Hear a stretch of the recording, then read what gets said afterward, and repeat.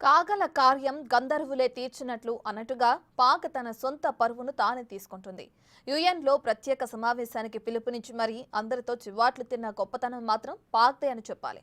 ఇలా పాక్ పరువు తీసుకోవడంలో బిజీగా ఉన్న సమయంలోనే భారత్కు పాక్కు చెక్ పెట్టేందుకు పావులు కదుపుతుంది. పాక్కు చెక్ పెట్టే పనిలో ఫుల్ బిజీగా భారత్. అన్ని రకాలుగా అడ్డుకునేందుకు చర్యలు. యునైటెడ్ నేషన్స్ లో పాక్కు తప్పని భంగపాటు. FATF లోనూ ఫిర్యాదు చేసేందుకు రెడీ. ఏషియన్ డెవలప్మెంట్ బ్యాంక్ తోనూ మంతనాలు. ఉగ్రవాదాన్ని పెంచి పోషిస్తూ భారత్ పై ఉసిగొల్పుతూ మారణ హోమం సృష్టిస్తున్న పాకిస్తాన్ను అష్టదిగ్బంధం చేస్తుంది భారత్. ఇప్పటికే యుద్ధ సన్నాహాలు మొదలుపెట్టిన భారత్ మరోవైపు నుంచి కూడా పాక్కు చెక్ పెట్టేందుకు చేయాల్సిందంతా చేస్తుంది. భారత్ ను అంతర్జాతీయంగా ఇరుకున పెట్టేందుకు పాకిస్తాన్ వేయని ఎత్తులేదు. లేటెస్ట్ గా యునైటెడ్ నేషన్స్ లో భారత్ కు వ్యతిరేకంగా తీర్మానం చేయాలని కుట్రకు తెరలేపింది. సెక్యూరిటీ కౌన్సిల్ ను ప్రత్యేక సమావేశానికి ఆహ్వానించింది. 90 నిమిషాల పాటు జరిగిన క్లోజ్డ్ డోర్ మీటింగ్ లో పాక్ పరువు పోగొట్టుకుందని తెలుస్తోంది. భారత్ కు వ్యతిరేకంగా తీర్మానం చేయాలని సభ్యులను కోరగా వారు రివర్స్ లో వేసిన ప్రశ్నలకు సమాధానాలు చెప్పలేకపోయింది పాకిస్తాన్. భారత సెక్యూరిటీ కౌన్సిల్ సభ్యుల ముందు కీలక విషయాలను ఉంచింది. దీంతో సభ్యులు కీలక ప్రశ్నలను సంధించారు పాకిస్తాన్కు. పాకిస్తాన్ ఎందుకు క్షిపణి పరీక్షను నిర్వహించింది? పెహల్గాం ఉగ్రదాడికి పాల్పడిన వారు ఎవరైనా జవాబుదారీగా ఉండాలి కదా? లష్కరే తోయిబా పాత్రను ప్రశ్నించడం, మతం ఆధారంగా అమాయకులను చంపడం నిజం కాదా? అసలు బహిరంగంగా అణుబాంబుతో దాడి చేస్తామని ఎలా ప్రకటిస్తారు? ఈ ప్రశ్నలతో ఉక్కిరిబిక్కిరైంది పాకిస్తాన్. దీంతో బయటకొచ్చాక ఏం సమాధానం చెప్పుకోవాలో తెలియక ముఖం చాటేసింది. భారత్ కు వ్యతిరేకంగా ప్రపంచ దేశాలను ఏకం చేయాలని భావించి పరువు పోగొట్టుకుంది పాకిస్తాన్. మరోవైపు ఇప్పటికే సింధు జలాల ఒప్పందాన్ని నిలిపివేసిన భారత్ మరో కీలక నిర్ణయం తీసుకుంది. ఫైనాన్షియల్ యాక్షన్ టాస్క్ ఫోర్స్ లో కూడా పాక్ ను తిరిగి గ్రే లిస్ట్ లోకి చేర్చేందుకు భారత్ చర్యలు మొదలుపెట్టింది. ఆర్థిక సంక్షోభంలో కొట్టుమిట్టాడుతున్న పాకిస్తాన్ IMF నిధుల కోసం తెగ ప్రయత్నాలు చేస్తుంది.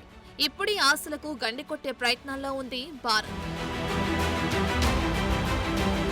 భారత్ ను ఆర్థికంగా దెబ్బతీయడానికి Pak terror financing, money laundering కు సహకరించిన ఆధారాలు భారత్ సంపాదించినట్లు తెలుస్తోంది. వీటిని ప్రపంచ వేదికపై అవసరమైనప్పుడు బయటపెట్టేందుకు సిద్ధమైంది. పాకిస్తాన్ కు వందల కోట్ల రుణాలు, ఆర్థిక సాయం అందించేందుకు సిద్ధమైన సంస్థలకు భారత్ ఇప్పటికే ఓ రిక్వెస్ట్ చేసింది. ఆ సంస్థలు పాక్ కు సాయం చేసే ఆలోచనను మానుకోవాలని సూచించింది.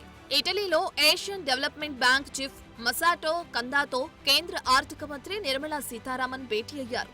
ఉగ్రవాదాన్ని పెంచి పోషించే పాక్ కు సాయం చేయటం ఆపాలని కోరారు. ఇలా పాకిస్తాన్ సొంత పరువును తమకు తామే తీసుకుంటుండగా మిగిలిన పనులు భారత్ చేస్తుంది.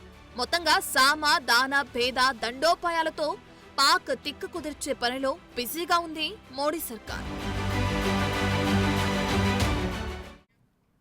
24 గంటలు, జస్ట్ 24 గంటల్లో తమేంటో హౌతీలకు చూపించింది ఇజ్రాయెల్.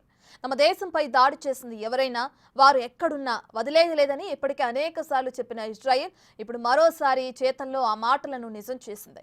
ఇజ్రాయెల్లో అత్యంత రద్దీగా ఉండే బెన్ గురియన్ ఎయిర్పోర్ట్ పై హౌతీలు దాడి చేశారు. ఈ దాడి జరిగింది యెమెన్ నుంచే అని గుర్తించిన ఇజ్రాయెల్ వెంటనే ఆ దేశ పోర్ట్ సిటీ హోడైడాపై బాంబుల వర్షం కురిపించింది.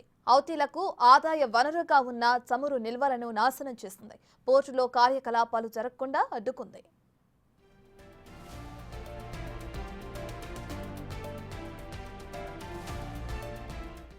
ఎయిర్పోర్ట్ పై మిసైల్ అటాక్ జరగగానే అత్యున్నత స్థాయి సమావేశం నిర్వహించారు ఆ దేశ ప్రధాని బెంజమిన్ నెతన్యాహు.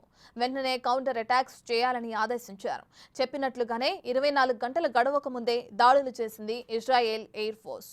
ఈ దాడులను హౌతీలు అటు ఇజ్రాయెల్ అధికారులు ధృవీకరించారు.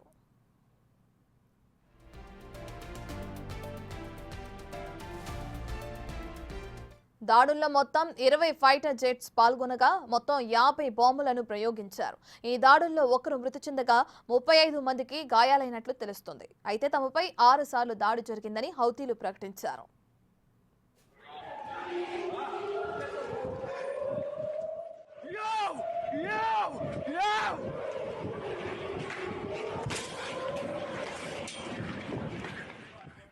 ఇజ్రాయెల్ ఎయిర్పోర్ట్ పై దాడి చేసింది తామే అని, ఇకపై ఇజ్రాయెల్ ఎయిర్ స్పేస్ మాత్రం సురక్షితం కాదని అనౌన్స్ చేశారు హౌతీలు.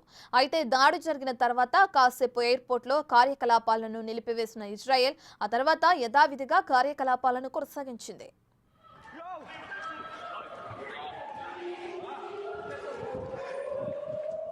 Yo! Yo! Yo!